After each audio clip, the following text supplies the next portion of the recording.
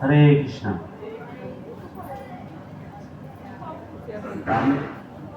আজকের অধিবাস, অধিবাস মানে কি? অধিবাস মানে কি?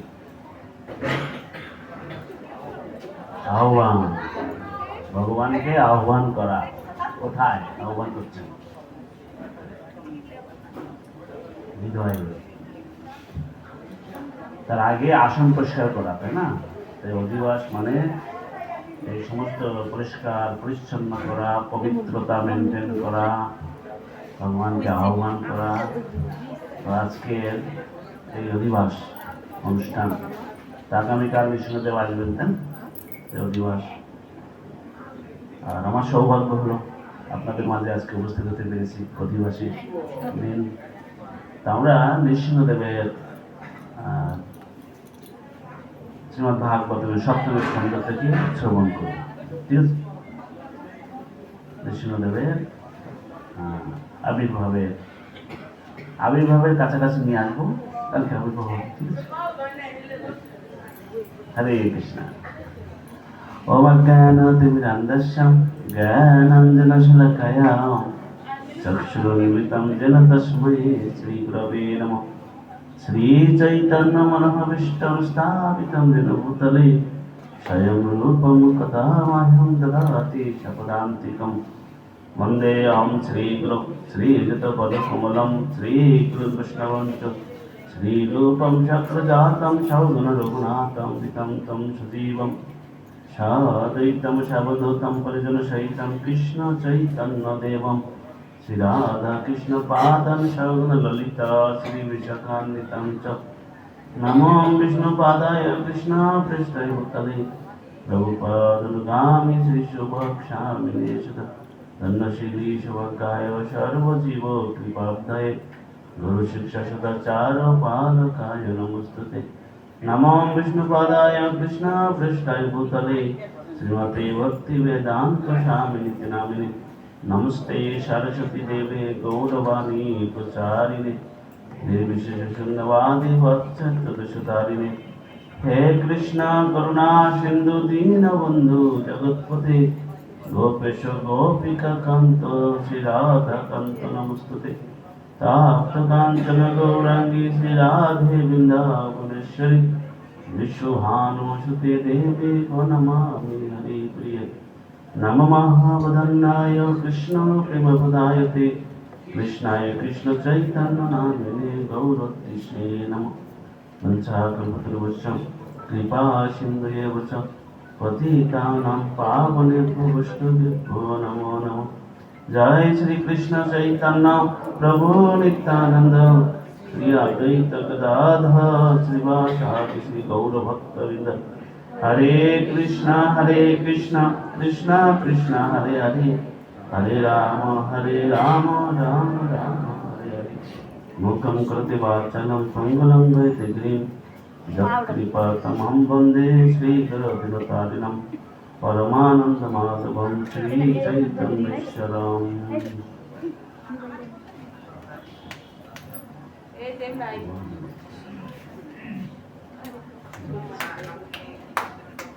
हरे कृष्ण। तो भगवान नृसिंहदेव भक्त वत्सल, तो भक्त वत्सल भगवाনের আবির্ভাব আগামীকাল। একটা প্র্যাকটিক্যাল একটা লীলা বলি। সাউথ আফ্রিকা,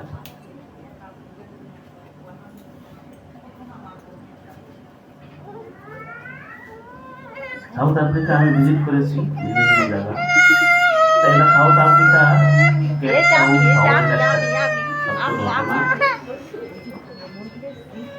ওম শান্তি শান্তি শান্তি। তো সাউথ আফ্রিকার কেপ টাউনের একটা সত্য ঘটনা। আমাদের প্রতিদিন মঙ্গল আরতির পরে নৃসিংহ আরতি, নৃসিংহদেবের আরতি কীর্তন হয়। সন্ধ্যা আরতির পরে নৃসিংহদেবের আরতি কীর্তন হয়। আমাদের কেপ টাউনে যে মন্দিরটা আছে সেই মন্দিরের জাস্ট রাস্তা পার করে ওই পারে একটা ফ্যামিলি বাড়ি, তো সেই বাড়িতে একটা মেয়ে, ছোট্ট মেয়ে আছে, 3-4 ক্লাসে পড়ে। মেয়েটা প্রতিদিন মন্দিরে আসবে, নৃসিংহ আরতিতে সে খুব আনন্দ পায়। আর ভগবান নৃসিংহদেবকে বলে lion god, lion god is তার ফেভারিট। আর ছোট্ট বাচ্চা মেয়ে কিন্তু কি করে, ওই স্টল থেকে, গিফট শপ থেকে ওই নৃসিংহদেবের ছোট ছোট চিত্রগুলো কিনে নেবে, নিয়ে তার ফ্রেন্ডদের মাঝে সে বিতরণও করবে, আর বলবে no this is lion god, very powerful, very merciful. এ কি বলছে? সেইভাবে সবাইকে দেবে ছোট্ট মেয়েটা।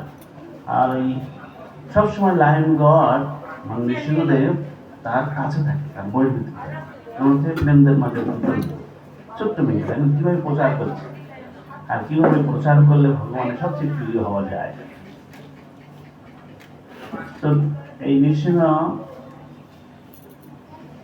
দেব ছোট্ট মেয়ে, তার সরল হৃদয়, তাই না? একদিন একটা ঘটনা ঘটছে, সে একটা বল নিয়ে খেলছিল, আর বলটা ওই রাস্তার উপরে নিয়ে পড়ে, আর একটা ট্রাক, দ্রুত গতিতে ট্রাকটা আসছে, আর ওর বাবা উপর থেকে দেখছে, আর মেয়েটা দিয়ে রাস্তার উপরে দিয়ে ওই বলটা ধরতে গেছে, আর ট্রাক আসছে, আর ওর বাবা দেখছে আমার মেয়েটা ট্রাকে আঘাত লেগে প্রায় উড়িয়ে দিয়ে 10-15 হাত উড়িয়ে দিয়ে রাস্তার সাইডে পড়ছে। তার বাবা ওখান থেকে দৌড়ে নেমে এসে মেয়েটাকে কোলে করে দৌড়ে দিয়ে পাশে হসপিটাল, দৌড়ে দিয়ে হসপিটালে আইসিইউতে অ্যাডমিট করে। আর আইসিইউতে যখন অ্যাডমিট করে দেয়, মেয়েটা আইসিইউতে আছে। এখন ওখানে ওই ডাক্তার, ওখানে এক্সরে রিপোর্ট আসছে ডাক্তারের কাছে, তো ডাক্তার এক্সরে রিপোর্টটা দেখছে, দেখি বলছে এটা কার রিপোর্ট? তো বলছে কেন, এই যে এক্ষুনি যে মেয়েটা আইসিইউতে তার রিপোর্ট। বলছে না না, তুমি ভুল কোনো একটা এক্সরে নিয়ে আস, ওই মেয়েটার নিয়ে। তো সেই নার্স বলছে না না স্যার, আমি ওই মেয়েটারই এক্সরে রিপোর্ট দিচ্ছি। তা কি করে হয়? সে তো ট্রাকে অ্যাক্সিডেন্ট, আর দূরে 10-12 হাত দূরে দিয়ে পড়েছে, তার বাবা বলছে। তো তার কোনো হাড় ভাঙেনি, কিচ্ছু হয়নি, এ কি করে সম্ভব? তো তখন ডাক্তার, তারপর মেয়ের বাবা দৌড়ে আইসিইউর ভিতরে গেল, যেয়ে এই ডাক্তার মেয়েটার হাড়টা দেখছে, চেপে চেপে দেখছে সব ঠিক আছে কিনা, দেখবে সব ঠিক আছে, কোথাও কিছু ভাঙেনি। কিন্তু একটা জিনিস লক্ষ্য করেছে, সেটা হচ্ছে তার পিঠে, গায়ে নখের দাগ। তখন ডাক্তার বলছে তার মেয়ের বাবাকে, তুমি তো বললে যে ট্রাক অ্যাক্সিডেন্ট হয়েছে, এ তো দেখছি কোনো পশু অ্যাটাক করেছে, তাই তার নখের দাগ। তখন তার বাবা বলছে না না, আমি নিজে দেখেছি, ট্রাকে অ্যাক্সিডেন্ট হয় আর উড়ি দিয়ে 10-12 হাত উড়ি দিয়ে পড়ে, আমার নিজের চোখে, আমি সাক্ষী, কোনো পশু অ্যাটাক করি, ট্রাক খেয়ে।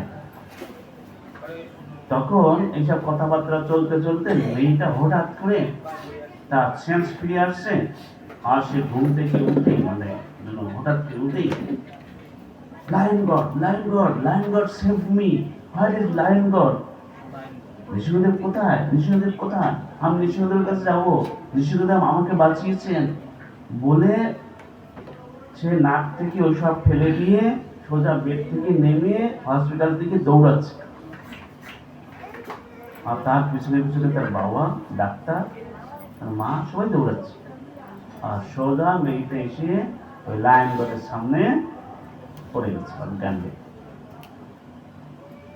তারপর মেয়েটা বলছে যে যখন ট্রাক আসে তখন লায়নগড় আমাকে ধরে ওই ওখানে নিয়ে রেখে দেয়। কারণ ও লায়নগড়ের স্মরণ করে, ঋষিগঞ্জের স্মরণ করতে ঋষিগঞ্জে এসে তাকে নিয়ে ওখানে ফ্রাই দেয়, তার কোথাও কিছু লাগে না। কিন্তু বাবা দেখছে ট্রাক লাগছে, ট্রাকে যদি বাচ্চা লাগে তো নিচে চলে যাওয়ার কথা, কিন্তু উড়ে চলে গেছে। তার মানে ভগবান নৃসিংহদেব এসে তাকে উড়ে নিয়ে ওখানে রেখেছে। এটা একটা সত্য ঘটনা। এই নৃসিংহদেব কত কৃপালু দেখুন, তার ভিত্ত প্রহ্লাদ মহারাজের বাণীকে রক্ষা করার জন্য, তাই না, বচন রক্ষা করার জন্য ভিত্ত ভাষিতম, ভিত্তের বাণী রক্ষা করার জন্য ভগবান খাম্বা থেকে প্রকট হন, তাই না? এই নৃসিংহদেব আজও ওই কেপটাউন মন্দিরে যত ওই হসপিটালে যত ডাক্তার আছে, ওই ডাক্তারগুলো সবই আজও ওই আগে কোনো অপারেশনটা বিশেষ কোনো অপারেশন বড় কিছু হলে তো ওই ডাক্তারগুলো এসে ভগবান নৃসিংহদেবের কাছে প্রার্থনা করে তারপরে যায়। প্রতিদিন ডাক্তারগুলো আসে ভগবান নৃসিংহদেব, এত প্রচার হয়েছে এইটা। এটা শুনেছেন কেউ? এটা অনেক ফেমাস ঘটনা, অনেকেই কেপটাউনে। আমি যে ট্রিপে আফ্রিকাতে গিয়েছিলাম ওই সময় কেপটাউনে ছিল জলের সমস্যা, জলের সংকট, জল ছিল না, তাই আমাকে আর যেতে দেয়নি। আমি দারুবান ফিনিক্সে ছিলাম, ওখান থেকে আর যেতে দেয়নি। বলছে ওখানে দিয়ে কী করবে, ওখানে জলই নাই, মন্দিরেই জল নাই, জলের খুব সমস্যা। জলের থেকে মানুষ লড়াই করছে। আর যে জল আমরা ফ্রিতে পাচ্ছি, এখানে আনলিমিটেড জল বাংলাদেশে, না, তো জলের অভাব নাই। কিন্তু আমরা ট্যাক্স দেই ভগবানকে, আজকে ট্যাক্স নেব সবার থেকে। অক্সিজেন নিচ্ছে, আমরা ট্যাক্স দেই ভগবানকে, বুঝলি না? এই লাইটগুলো জ্বললে বিল আসে বাড়িতে, তাই না? 12 ঘন্টা যে সূর্যদেব ইলেকট্রিসিটি সাপ্লাই করছে, ট্যাক্স দেই না, না? আজকে ট্যাক্স নেব সবার থেকে, আজকে প্রতিজ্ঞা করতে হবে আমরা ট্যাক্স দেব ভগবান, ঠিক আছে? তা আসুন মূল শ্রীমদ্ ভাগবতমের লীলাতে। তো যখন কোনো কাহিনী শুরু হয়, স্টোরি শুরু হয়, তা আমরা বাংলাতে কি বলি, কোনো এক সময়, তাই না? তো এখানে কোনো এক সময়, আর এই স্টোরিটা কি কোথায় বলছে জানেন? এই যে প্রহ্লাদ মহারাজের এই যে কাহিনীটা বলছে, এটা হচ্ছে এই যুধিষ্ঠির মহারাজের রাষ্ট্র যজ্ঞ। সেই যজ্ঞে যখন শিশুপাল 100 অপরাধ করে, 100 অপরাধ, তখন শিশুপালকে ভগবান সুদর্শন চক্র দিয়ে বধ করে দেন। আর বধ করে দিতেই শিশুপালের শরীর থেকে তার আত্মা বেরিয়ে সোজা ভগবানের শরীরে প্রবেশ করে। আর যুধিষ্ঠির মহারাজ সেটা দেখলেন, দেখে বললেন, আরে এ কি করে সম্ভব? শিশুপাল কে যে এর আত্মা ডাইরেক্ট ভগবানের শরীরে প্রবেশ করলো, সাধুর্য মুক্তি পেল? তখন পাশে নারদ মুনি ছিলেন। অ্যান্সারটা কে দিতে পারে? সবচেয়ে বেস্ট অ্যান্সার তো নারদ মুনি দিতে পারেন। মহামুনি, দেবর্ষি, তিনি ত্রিকালজ্ঞ। তাই নারদ মুনির কাছে যুধিষ্ঠির মহারাজ জিজ্ঞাসা করছেন। তো নারদ মুনি তখন বললেন, এই শিশুপাল আর দন্তমক্র এরা দুজন ছিলেন বৈকুণ্ঠের দ্বারপাল, জয় আর বিজয়। তারা এসেছেন 3 জন্মে, তারা ভগবানের কাছে ফিরে যাওয়ার শর্টকাট রাস্তা নেন। হিরণ্যকশিপু রূপে আসার পরে কিভাবে তিনি উদ্ধার পান, তো তখন বলেন তার এক পুত্র প্রহ্লাদ পরম ভক্ত হয় ভগবানের। কি করে পরম ভক্ত হয়? অসুর পুত্র। সব কাহিনী বলতে থাকেন। তা আমরা এখন কিছু 3-4 চ্যাপ্টার বাদ দিয়ে আমি কম সময়ের ভিতরে অল্প কিছু। সংস্কৃতে দেখুন, যখন শুরু হয় তখন নারদ মুনি একদা অসুরাত পুত্রম অঙ্গ আন্নতে যদ্ভবান। একদা অসুররাট, অসুররাটকে হিরণ্যকশিপু, একদা অসুররাট রাট পুত্রম অঙ্কম আরোপ্য পাণ্ডব। হে পাণ্ডব, হে যুধিষ্ঠির মহারাজ, একবার অসুর সম্রাট তার পুত্রকে কোলে নিয়ে পাপ্রচ্ছ কর্ততাম করছে। পাপ্রচ্ছ মানে জিজ্ঞাসা করলেন, বৎস পাপ্রচ্ছ সাধু যদ্ভবান, বলছেন বৎস মন্যতে সাধু, তোমার মন্যতে মানে তুমি মানো, তুমি শিখেছো, তোমার মতে তুমি যেটা সবচেয়ে ভালো, যেটা তুমি শিখেছো সেটা বলো শ্রেষ্ঠ কি। এখন প্রহ্লাদ মহারাজের যে গুরুকুলের যে টিচার, কে কে? শুক্রাচার্যের দুই পুত্র ষণ্ড আর অমর। প্রহ্লাদ মহারাজ তাদেরকে কখনো নিজের গুরু মানেন না। আসল গুরু তো নারদ মুনি না। নারদ মুনি থেকে এটা তিনি ভক্তি সবকিছু শিখেছেন, তাই না? আর তিনি গর্ব থেকে শিখেছেন ভক্তিটা। এই জন্য মায়েদের যখন মা যদি ভক্ত হয়,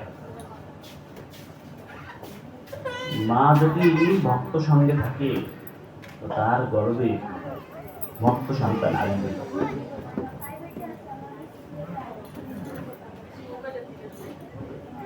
দেবতারা কয়াদু, প্রহ্লাদ মহারাজের মা কয়াদুকে দেবতারা আকাশ মার্গ দিয়ে নিয়ে যাচ্ছিলেন। যখন এই হিরণ্যকশিপু গিয়েছিলেন তপস্যায়, তখন দেবতারা দেখছেন এই গর্ভে একটা সন্তান আছে, এই কয়াদুর গর্ভে একটা সন্তান আছে। কার সন্তান? ওই হিরণ্যকশিপুর সন্তান। তো হিরণ্যকশিপুর সন্তান মানে আর একটা অসুর, ছোট থাকতেই মেরে ফেলতে। তাই তারা ওই কয়াদুকে নিয়ে আকাশ মার্গ দিয়ে যাচ্ছিলেন। তখন নারদ মুনি বললেন যে এর গর্ভে যে আছে সে ভগবানের পরম ভক্ত, আর এই এর কারণেই ভগবান আবির্ভূত হয়ে হিরণ্যকশিপুকে বধ করবে। তো নারদ মুনি কোথায় বিশ্বাস করে তারা কয়াদুকে নারদ মুনির কাছে দিয়ে দিল। আর নারদ মুনি কয়াদুকে নিয়ে বৃন্দাবনে আসেন। বৃন্দাবনে নারদ কুণ্ড আছে, সেখানেই প্রহ্লাদ গর্ভ থেকে ভাগবতম আদি সব শেখেন। কারণ নারদ মুনি পৃথিবীর কোথাও তো 3 মুহূর্ত দিন থাকতে পারেন না, অভিশাপ আছে না, কিন্তু বৃন্দাবনে কোনো অভিশাপ কাজ করে না। বৃন্দাবনে নারদ কুণ্ড আছে। নারদ মুনি যে গাছের নিচে তপস্যা করেন বৃন্দাবনে, সেই গাছটা এখনো আছে। আর সেই গাছে কয় প্রকার ফুল ধরে জানেন? একটা গাছে 10-12 প্রকারের ফুল ধরে, কালার। এখন আছে বৃক্ষ বৃন্দাবন। ভগবান শ্রীহরির চরণে আশ্রয় গ্রহণ করো কাকে বলেছেন? তার বাবা অসুর সম্রাট, তার সবচেয়ে বড় শত্রু হচ্ছে ওই বিষ্ণু। কেন? বিষ্ণু তার বড় ভাইকে হত্যা করেছে, হিরণ্যকশিপুকে। সবচেয়ে বড় শত্রু হচ্ছে সেই ভগবান বিষ্ণু। আর সেই ভগবানের চরণে আশ্রয় করতে বলছেন প্রহ্লাদ মহারাজ। হিরণ্যকশিপু তো রেগে গেছেন, কিন্তু প্রথমবার কিছু বলেননি। দ্বিতীয়বার কিন্তু ওই উচ্চ আসনে বসে থাকেন, ওখান থেকে প্রহ্লাদকে কোল থেকে ছুঁড়ে ফেলে দেন আর আদেশ করেন নিয়ে যাও, হত্যা করো। তাই এখন প্রহ্লাদ মহারাজকে এত স্নেহ করতেন, এত ভালোবাসতেন। দেখেন, শত্রুর মিত্র শত্রু। নিজের পুত্র, সেই নিজের পুত্রও শত্রু হয়ে গেছে। ধীরে ধীরে হচ্ছে। দেখুন, এখন প্রথমে কি বলছেন? যখনই প্রহ্লাদ মহারাজ বললেন যে হে পিতা, আপনি হচ্ছেন অসুরদের শ্রেষ্ঠ, আর আপনি সবসময় উদ্বিগ্ন থাকেন। কেন উদ্বিগ্ন থাকেন? সদা সমুদ্বিগ্ন ধিয়াম। কেন? অসৎ গ্রহা আপনি যেটা সত্য না, অসত্য, সেই অসত্যটা সত্য মেনে আসেন। মানে আপনার নামই হিরণ্যকশিপু। হিরণ্য মানে সোনা, কশিপু মানে গদি। আপনি দেহ ভোগের, দেহ সুখের পিছনে দৌড়াচ্ছেন, আর সেই দেহটা তো আপনারই না। তা দেহটার সুখটাই আপনার কি করে হয়? আপনার জন্য সবচেয়ে ভালো পরামর্শ প্রহ্লাদ মহারাজ বলছেন। কি পরামর্শ দিয়েছেন? বনঙ্গতম যত হরিমাশ্রয়েত, আপনি বনে যান। কোন বনে? প্রহ্লাদ মহারাজ বলছেন বৃন্দাবনে। প্রহ্লাদ প্রভুপাদ তাৎপর্যে বলছেন সমস্ত ওই বৃদ্ধ আর কি, যাদের বয়স 50-এর উপরে, শাস্ত্রে বলেছেন 50 ঊর্ধ্ব বনগমন, 50-এর উপরে বনগমন মানে বৃন্দাবনে গমন। এখন 50-এর পরে কেউ যেতে চায় না বৃন্দাবনে, কেউ ঘর ছাড়ে না। ছাড়ে? আজকাল কেউ ছাড়ে না। 50-এর উপরে কত? 51। 51 মানে 51 যৌবন, 52 যৌবন, 53 যৌবন। তারপরে 57 পর্যন্ত বলছে যৌবন, যৌবন, যৌবন। তারপরে যখন বনে না যায় তখন কি আসে বলুন তো? 57-র পরে 58। আমাদের হিন্দিতে বলে, হিন্দিতে 58 পর্যন্ত যৌবন। তারপর আছে 59। 59 মানে খাও লাট। এইবার লাট খাও। লাট কিসের লাট? পরিবারে ওই সিঁড়ির নিচে একটা ভাত দিয়ে দেবে, যেমন ওই এরকম একটা থালাতে করে এইভাবে দেবে, কবে মরবে বুড়োটা, তারপরে জমি জমি আমাদের হবে। কোন রকমের কেউ তাকে ভালোবাসে না।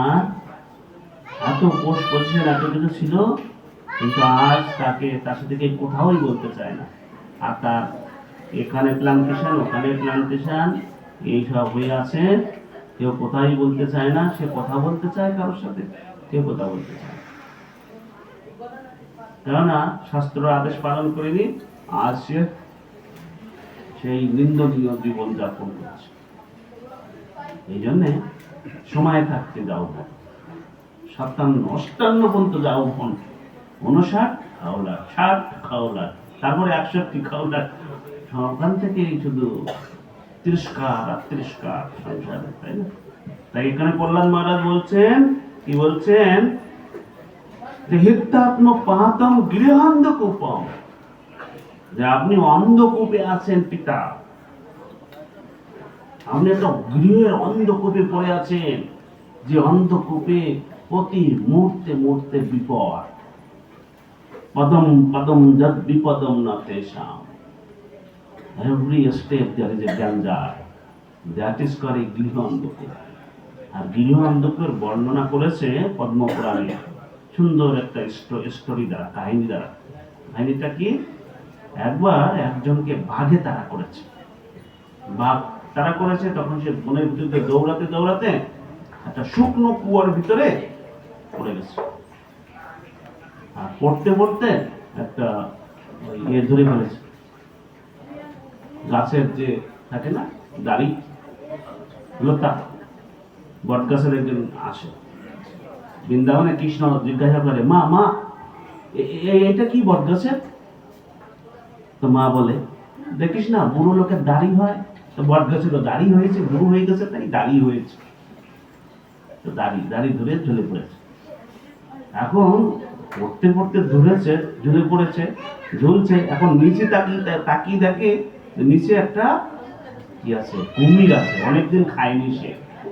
শুকনো কুয়া, নিচে কুমির, উপরে বাঘ। এখন কোথায় যাবে বেচারা? ওদিকে ঝুলছে, ওদিকে একটা সাপ। এইরকম করে আর তো আসলে ও আবার ওই যে ওইটা ঝুলছে, ওইদিকে মৌমাছির চাকে আঘাত লাগছে, মৌমাছিগুলো উঠছে। কোন শয়তান টেররিস্ট আসছে আমাদেরকে ডিস্টার্ব করছে, মৌমাছি এসে তাকে কামড়াচ্ছে। কিন্তু এরই মাঝে সে খুব আনন্দে আছে। কি আনন্দ? ওখানে মৌচাকে আঘাত লাগছে, মতো মধু করছে, টপ টপ, কোথায় এসে এখানে করছে, এখানে করছে, এখানে করছে। কি আনন্দ রে, এক ফোঁটা মধু। আর এই সংসারের এই সমস্ত দুঃখ ভুলে গেছে, ওই মধু খাচ্ছে। কি যে সুখ এই সংসারের, মায়া সুখায় ব্রহ্ম উদ্ভূত বিমূঢ়া। সবাই মায়া সুখে পেছনে দৌড়াচ্ছে, এই গিরে অন্ধকূপে পড়ে।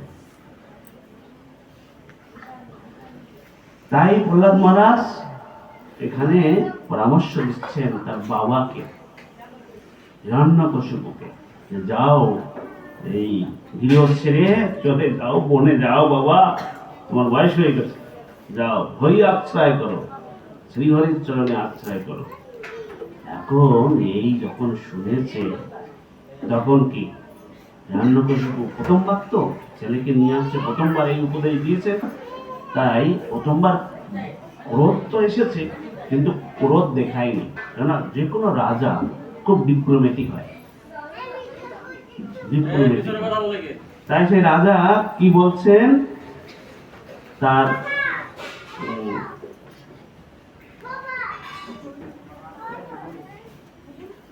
সেই ষণ্ড অমর্ক এবং অসুরদেরকে বলছেন, যারা আছে তার টিচারকে বলছেন, শ্রুতা পুত্র গিরদত্ত পরপক্ষ সমাহিত জহাস বুদ্ধির বালানাম ভিদ্যতে পরবুদ্ধিরি। হিরণ্যকশিপু এই কথা শুনে, শ্রোতা পুত্র গিরা, গিরা মানে বচন, পুত্রের মুখে এই শুনে তখন তিনি ভাবছেন, কি ভাবছেন, যে এই পরপক্ষ যে সমাহিত, ইয়ে আমার শত্রুর পক্ষ হয়ে কথা বলছে, তার মানে নিশ্চয়ই এর বুদ্ধিকে কেউ ভেদ করেছে, পরবুদ্ধিভি। কেউ নিশ্চয়ই গুরুকুলে প্রবেশ করে কোনো বাইরের হরে কৃষ্ণওয়ালা আসে, এসে এর প্রচার করে এর বুদ্ধিকে ভ্রষ্ট করছে, বুদ্ধি ভেদ করছে। আর এইটাই আমাদেরও বলে স্কুলে, দেখো আমাদেরও গালি খেতে হয়, যে বুদ্ধি ভেদ করছে।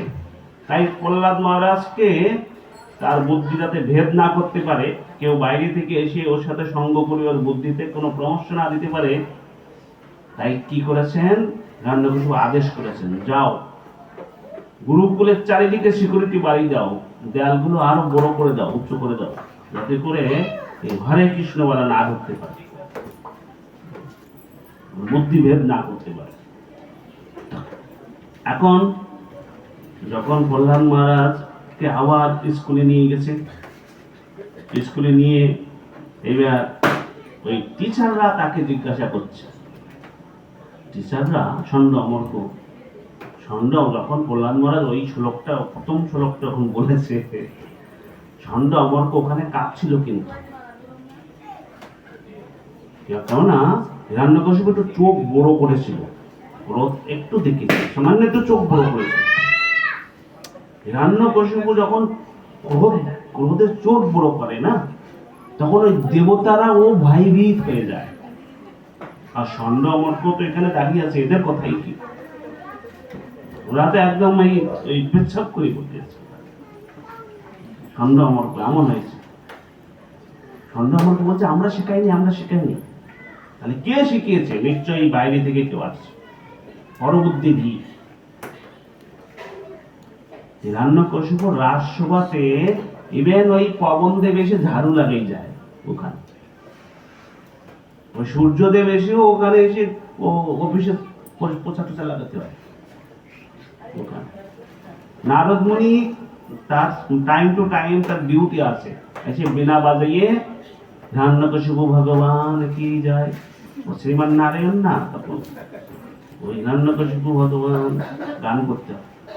হিরণ্যকশিপু নিজেকে ভগবান ঘোষিত করে দেয়, আর তার ছেলে প্রহ্লাদ তাকে ভগবান মানছে না। হিরণ্যকশিপুর তপস্যার এত শক্তি ছিল, আমরা তো চমৎকারকে নমস্কার করি, কেউ যদি একটু এখানে কিছু চমৎকার করে একটু গোল ঠোল নিয়ে আসে না, আমরা ভগবান বলে তার চরণে পড়ব, আপনি ভগবান। ইভেন আমরা অতদূর যাওয়া লাগবে না। আমরা সনাতনী ধর্ম শিক্ষার অভাবে এতদূর নিচে নেমে গেছি, এতদূর নিচে নেমে গেছি, ওই এক বস্তা চাল যদি দিয়ে দেয় তা আমরা ধর্ম পরিবর্তন করে দেয়, ভগবান পরিবর্তন করে দেয়। এরকম হচ্ছে ট্রাইবেল থেকে সব পরিবর্তন হয়ে যাচ্ছে। কি করে সব খ্রিস্টান হয়ে যাচ্ছে, এ হয়ে যাচ্ছে, হয়ে যাচ্ছে। 1500 টাকা মাসে দিলে ব্যাস হয়ে গেল, 500 টাকা মাসে দিলে ধর্ম পরিবর্তন, ভগবান পরিবর্তন করে দিচ্ছে ধর্মের শিক্ষার অভাবে। প্রহ্লাদ মহারাজ দেখুন, তার বাবা কত বড় চমৎকার, তাই না? নিজে সূর্য ক্রিয়েট করতে পারত, নিজে পবন ক্রিয়েট করতে পারত, নিজে অগ্নি ক্রিয়েট করতে পারত তার তপস্যার শক্তি দিয়ে। আর ওই সমস্ত দেবতারা ওখানে ঝাড়ু পোছা সেবা করছে তার তার রাজ্যে, রাজসভায়। আর সেই প্রহ্লাদ কত নির্ভয় তার বাবাকে ভগবান হিসেবে গ্রহণ করেন। বাবাকে বলছে, যাও হরির চরণে আশ্রয় গ্রহণ করো, বনে যাও, তুমি এই অসত্যরে সত্য করে দেবে। আর আমাদের এখানে যদি কেউ একটু চমৎকার একটু দেখায় না, আমাদের বাংলাদেশে তো ভগবানের কারখানা, তাই না? ফরিদপুরে ভগবান তৈরি হয়, চিটাগাঙ্গেও ভগবান তৈরি হয়, না? কত জায়গায় ভগবান তৈরির কারখানা এখানে। আবার এখানে ছোটদা বড়দা ভগবানও তৈরি হয়। আর সবচেয়ে বড় বিষয় হচ্ছে আমরা এই যে পরতত্ত্ব বিভ্রমে আছে। কে ভগবান আমরা জানি না। কাকে ভগবান বলবো? একটা গ্রামে যান, কোন হিন্দু গ্রামে, একটা 1500 জনতার মাঝে আপনি জিজ্ঞাসা করুন কে ভগবান, কেউ জবাব দিতে পারবে না। সত্য কথা, কেন সবাই কনফিউশনে আছে, ডাউটে আছে, কাকে ভগবান বলবো? যদি কালীকে বলি দুর্গা মা যদি রেগে যায়, যদি গণেশকে বলি শিবজি ওর বাবা রেগে যায়, যদি শ্রদ্ধাকে বলি বর্দা রেগে যায়, যদি কাকে ভগবান বলবো? সবাই কনফিউশনে আছে, তাই না? কে ভগবান? 2-3 জন বলছে, বাকিরা বলছে না। কে ভগবান? কৃষ্ণস্তু ভগবান স্বয়ং। ডাউট আছে নাকি? হরে কৃষ্ণ। এখন ওই ষণ্ড অমর্ক যখন নিয়ে আসে তাদের গুরুকুলে ফিরিয়ে, কারণ ওখানে তো বাবার সামনে ভয়ভীত হয়ে গেছিল, যদি ওদের দিকে কিছু ওদের পানিশমেন্ট দেয়, তুমি এইসব শেখাচ্ছ, আমরা শেখাইনি, ভয়তে কাঁপছিল। তখন ষণ্ড অমর্ক এসে জিজ্ঞাসা করছে,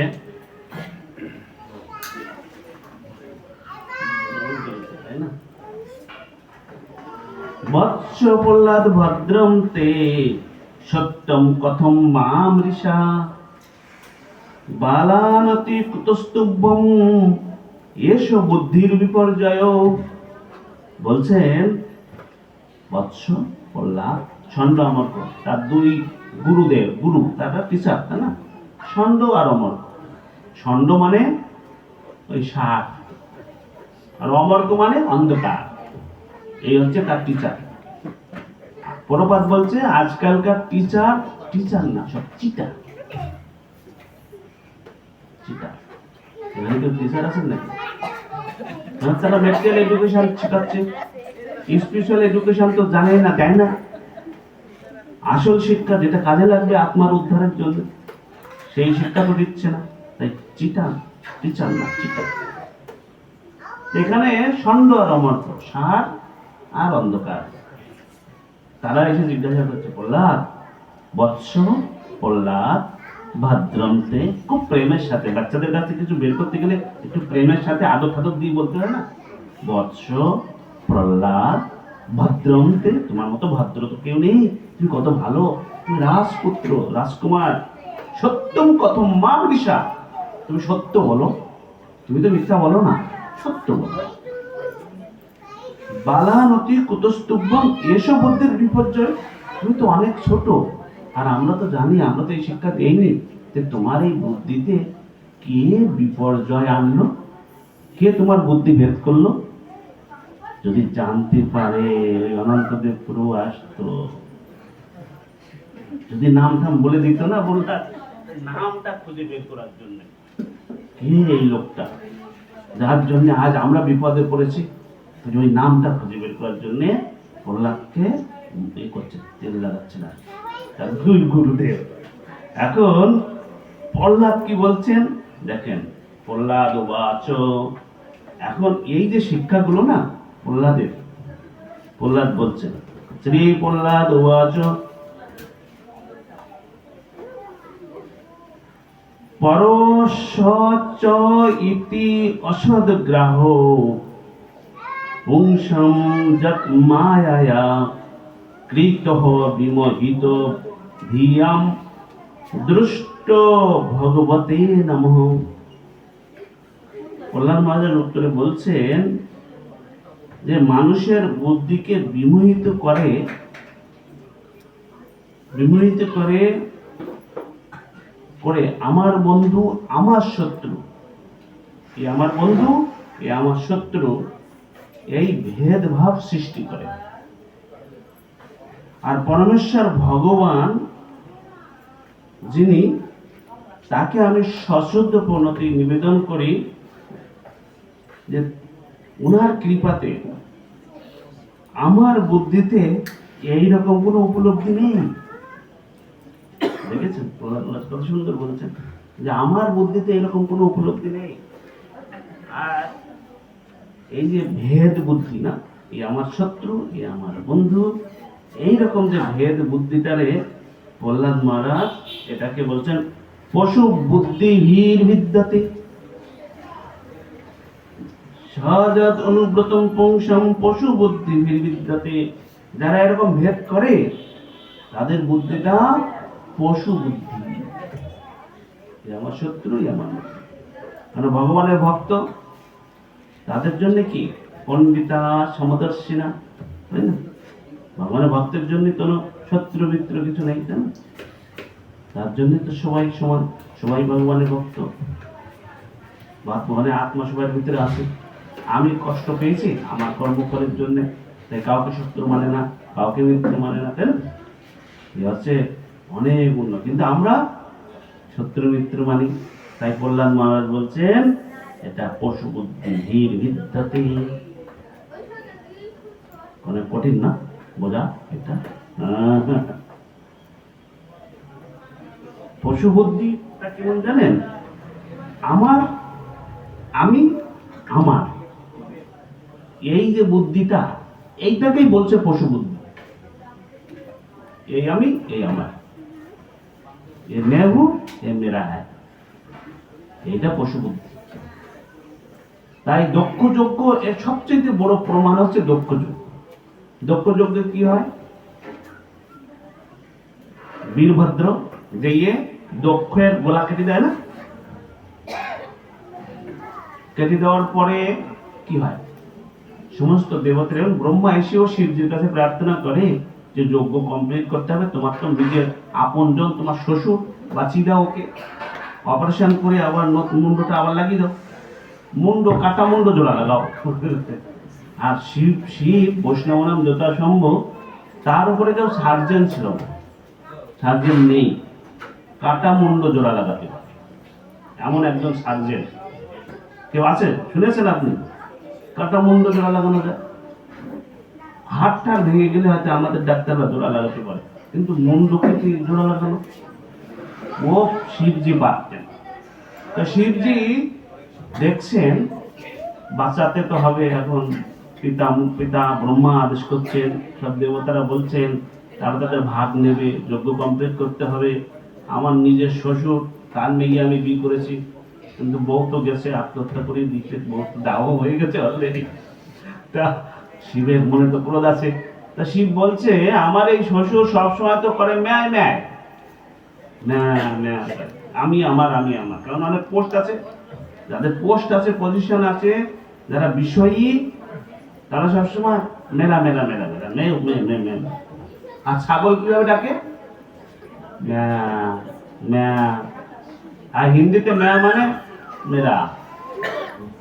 তো মে আর মেরা, মে আর মেরা, এটা ছাগলের বুদ্ধি, পশু বুদ্ধি। তাই কি করে, ছাগলের মাথায় এনে জোড়া লাগিয়ে দেয়, বুঝছেন? দেখতে মানুষের শরীর, কিন্তু বুদ্ধি তো পশু বুদ্ধি, তাই ছাগলের মাথা জোড়া দেবে। তাই আমাদের এই পশু বুদ্ধির উপরে উঠতে হবে। আমি আমার, আমি আমার করে রে, তাই না? প্রহ্লাদ মহারাজ এখানে এইসব অনেক, আমি সব শ্লোক নিতে গেলে অনেক সময় লাগবে।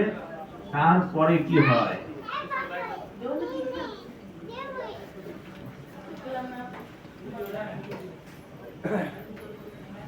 এখন এই ষণ্ড আর অমর্ক অনেক কিছু বলছেন এদের, এই যে প্রহ্লাদ মহারাজ সম্পর্কে বলছেন যে এই দত্তেয়, এই দত্তপুত্র এই চন্দন বনে জাতহম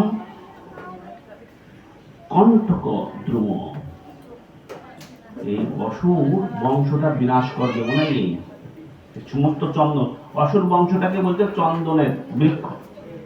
আর এই চন্দনের বৃক্ষ, এই বৃক্ষ যখন লোহা, ওই ওই গাছের একটা গাছ দিয়ে ওই লোহাতে লাগাইয়ে বৃক্ষ কাটতে হয় না, একটা বৃক্ষ হেল্প করছে না, তো ওই কোড়ালি, তো মনে হচ্ছে ও বলছে এই চন্দন বাগান, এই অসুর বাগানগুলোকে নষ্ট করবে এই দত্তেও, এই পুত্র, এই হবে কাঠ, লাকড়ি হয়ে ওই দত্ত ফুলকে বিনাশ করবে। এখন এখানে আর যাচ্ছি না, কুলাঙ্গার তার কত কিছু বলছে।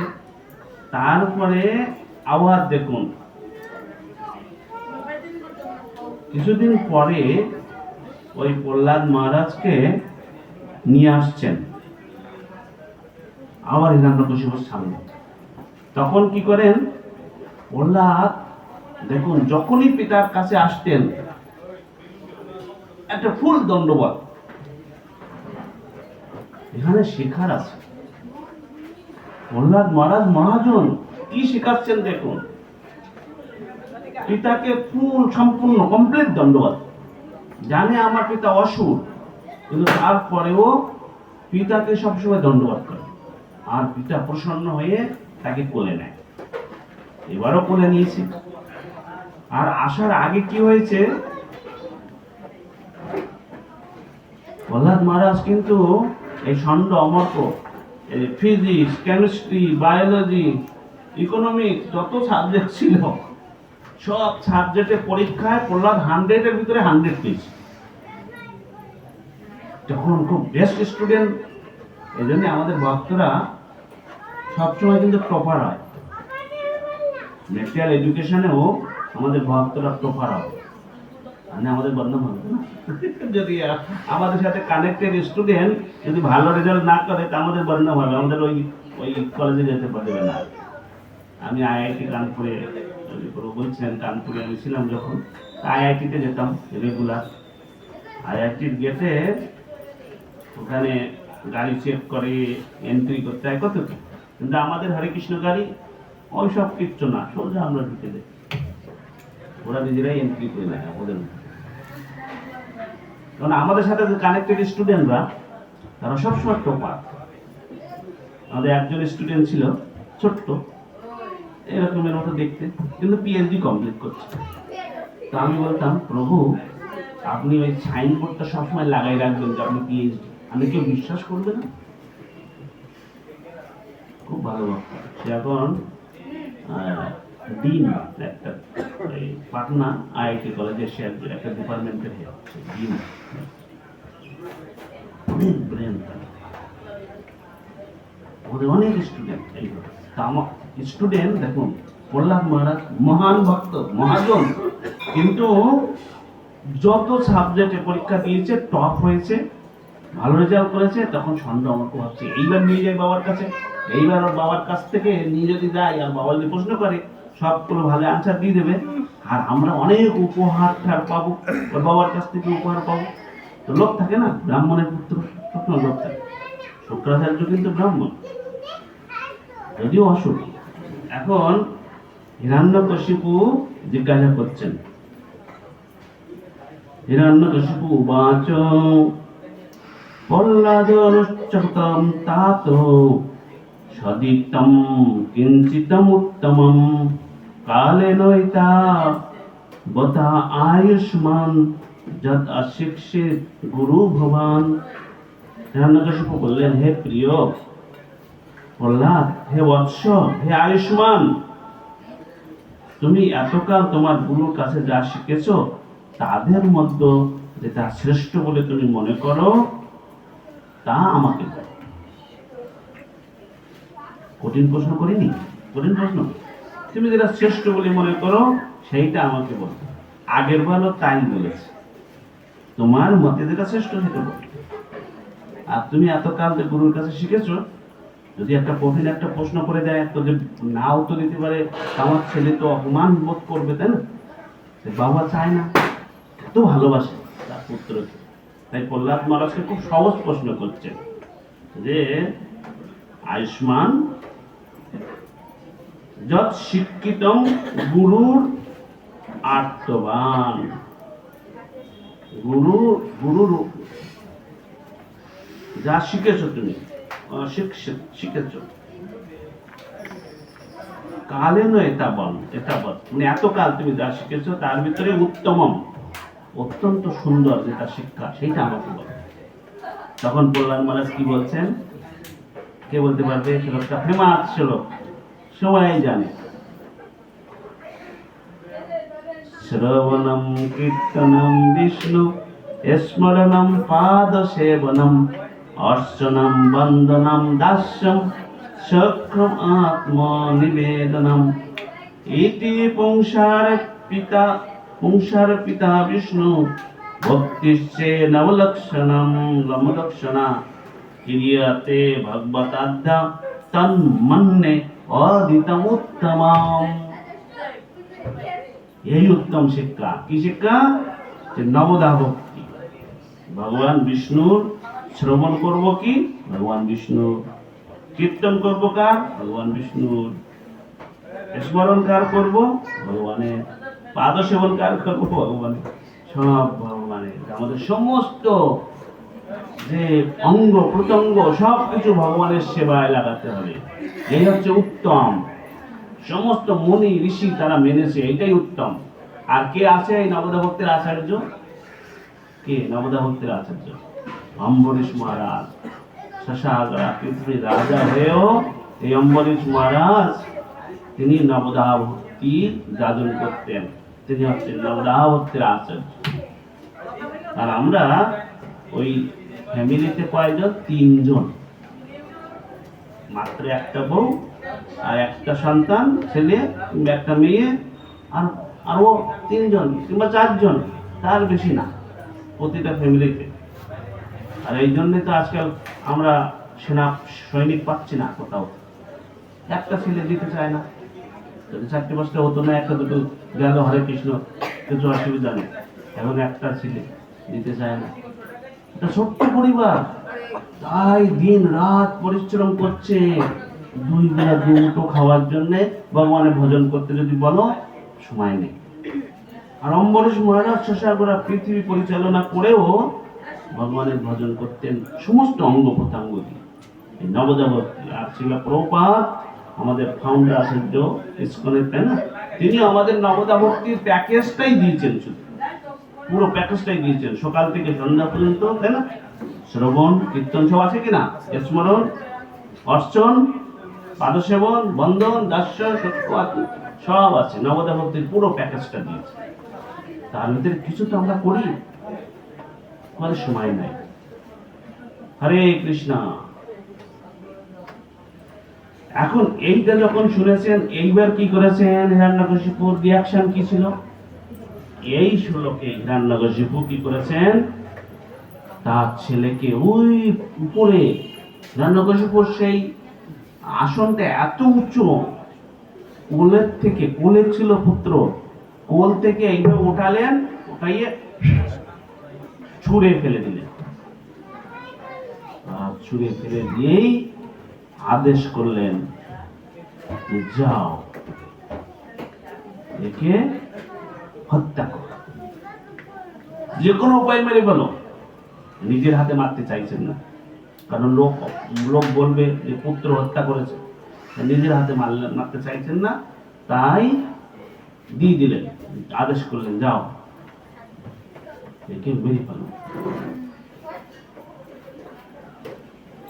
তা আমরা জানি প্রহ্লাদ মহারাজকে কত ভাবে অসুররা চেষ্টা করেছে মারার জন্য। একটা বলুন কিভাবে মারার চেষ্টা করেছিল?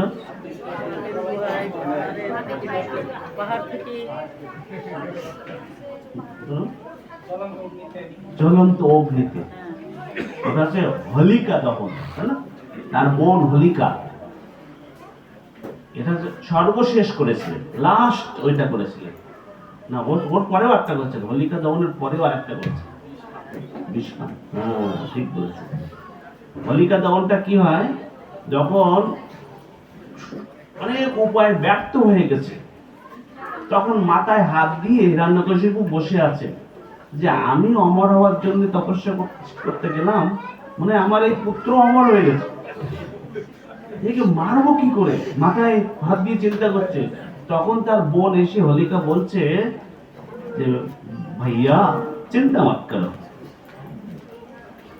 मैं हूं ना, আমি আছি তো, আমি অগ্নিদেবের কাছ থেকে বরদান প্রাপ্ত, বিশাল অগ্নিযজ্ঞের আয়োজন করো, আমি ওকে কোলে করে নিয়ে আগুনের ভিতরে বসবো, আর তোমরা আগুন জ্বালিয়ে দাও, দেখবে ও আগুনে পুড়ে ভস্ম হয়ে যাবে। কি হয়েছিল? উল্টো, যখন আগুন জ্বললো তখন ওই আগুনটা প্রহ্লাদ মহারাজের জন্য এসি রুম হলো, এসি রুমে বসে আছে প্রহ্লাদ মহারাজ, আর হোলিকা দগ্ধীভূত হতে থাকে। হোলিকা তখন অগ্নিদেবকে বলছে, হে অগ্নিদেব, আপনি তো আমাকে বরদান দিয়েছিলেন আমি জ্বলবো না, আমি তো জ্বলে যাচ্ছি। তখন অগ্নিদেব বলছে, তোমাকে বরদান দেওয়া হয়েছিল অন্যকে সুরক্ষা করার জন্য, তুমি বরদানের দুরুপযোগ করছো, তাই তোমাকে এখন জ্বলতে হবে, মরতে হবে, কোনো উপায় নাই। আমাদের শক্তি যা আছে, যে যা শক্তি পেয়েছেন, যদি শক্তির দুরুপযোগ করেছেন, তা ভগবানের আইন আছে, ছাড়বে না। কিন্তু আপনার যেটুকু শক্তি আপনার আছে, তার দুরুপযোগ করবেন না। একজন ব্যক্তি তার শক্তির দুরুপযোগ করেছে বলেই তো কলি প্রবেশ করে আজ এই অবস্থা আমাদের। কে বলুন তো শক্তির দুরুপযোগ করেছিল? কার কথা বলছি? আমি ইন্দোনেশিয়াতে বলছিলাম যে এই পুরো ইন্দোনেশিয়া আজ সনাতন ধর্ম বিহীন হয়ে গেল। কেন হলো? একজন ব্যক্তি তার শক্তির দুরুপযোগ করেছিল। কে?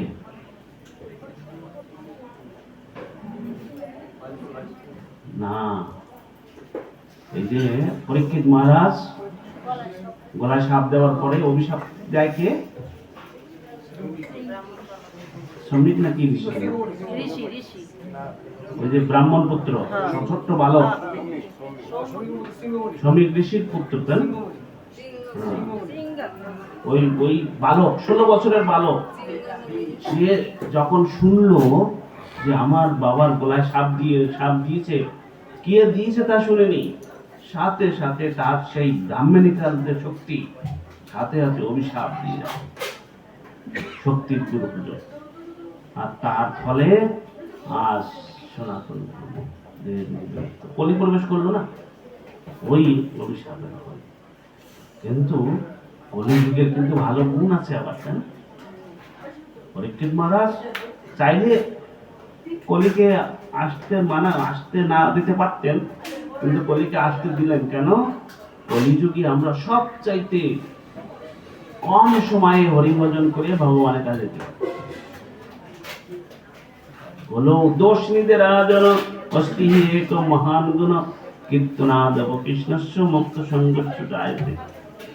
এখন প্রহ্লাদ মহারাজ এখান থেকে কি হয় আগে, এখন এইভাবে সংক্ষেপে বলে দেয় নাকি, এইভাবে বলে দেয়, শ্লোক নিচ্ছি না। প্রহ্লাদ মহারাজ তারপরে কি করে, যখন এইভাবে এক এক করে এই যে বিষ পানটা প্রথমে সাপের ভিতরে দেখে, সবাই চলে যাচ্ছে, প্রসাদ আছে তো, প্রসাদ আছে, গোলাপ জামুন। প্রভুপাদ যখন আমেরিকায় যান, তখন ওই কেউ পিছন থেকে উঠে দাঁড়ায় চলে যাবে বলে প্রভুপাদ বাকেটে এখানে গোলাপ জামুন থাকতো, এই গোলাপ জামুন একটা ওখান থেকে, আর ও আবার বসে যেত, প্রভুপাদ আবার রেখে দিত, আর কথা চলছে, আমাদের আছে প্রসাদ আছে, দেন না। তা আমিও মনে হয় এখানে রাখি, রাত হয়ে গেছে 40, কালকে ঋষিদেব আবির্ভূত হবে, তো কালকে যে কথা বলতে শুনবেন। হরে কৃষ্ণ, হরে বল, আপনাদের জন্য শেষ করে দিলাম, আসুন প্রসাদ নিয়ে যাবেন। পঞ্চা কল্পতরুশ্চ কৃপা সিন্ধুভ্যো চ পতিতানাং পাবনেভ্যো বৈষ্ণবেভ্যো নমঃ। হরে কৃষ্ণ, জয় জগৎগুরু প্রভুপাদ কি জয়, জয় সমবেত গৌর ভক্তবৃন্দ কি জয়, জয় গৌর প্রেমানন্দ।